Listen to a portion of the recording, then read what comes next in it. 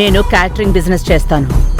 బియ్యంలో రాళ్ళొచ్చినా, కూరల్లో పుచ్చులొచ్చినా ఏరి పారేసి వంట చేసి 10 మందికి కడుపు నింపుతాను. ఈ చైర్మన్ పదవిలో కూడా అంతే నిజాయితీగా ఉంటాను. జనాల కడుపు కొట్టే పని అస్సలు చేయను. నేనీ సీట్లో ఉండగా లంచం తీసుకోను, ఎవ్వరినీ తీసుకొనివ్వను. Sorry madam.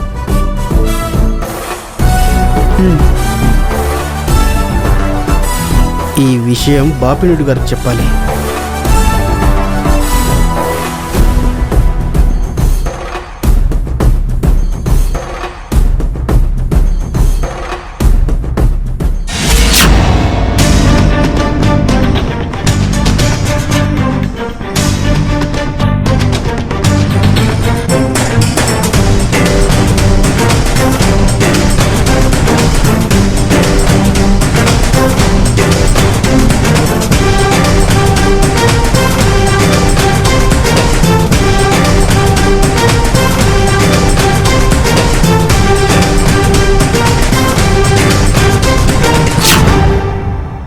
బాలు, సమయానికి నీకు ఐడియా వచ్చింది కాబట్టి ఈ ప్రమాదం నుంచి బయటపడ్డాం.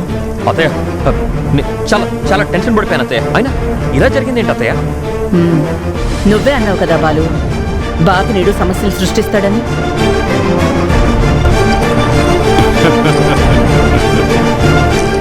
వాళ్ళ ప్రయత్నం వాళ్ళు చేశారు, మనం చేయాల్సింది మనం చేశాం.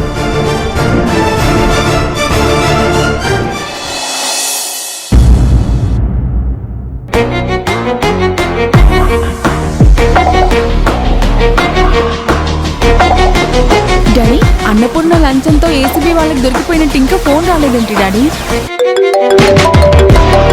ఇదిగో వచ్చేసింది.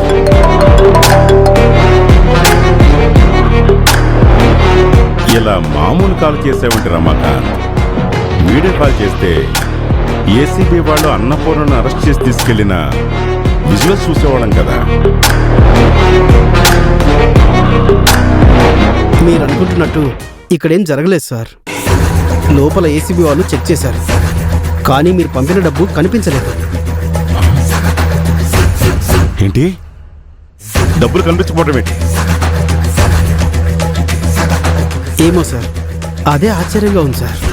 గోస్వామి గారు వాళ్ళ సూట్ కేసు తేవడం, అక్కడ పెట్టడం అంతా నేను చూశాను.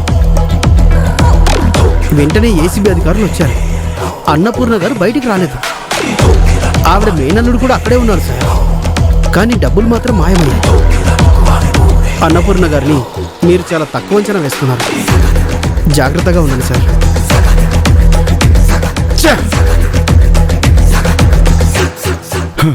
ఏమైందండి? నేను వేసిన ప్లాన్ నుంచి ఆ అన్నపూర్ణ తప్పించుకుంది. అన్నపూర్ణ దొరకలేదు సరే, మరి ఆ డబ్బు ఏమైనట్టు? అవి ఇక్కడే ఉన్నాయి బాపినీడు.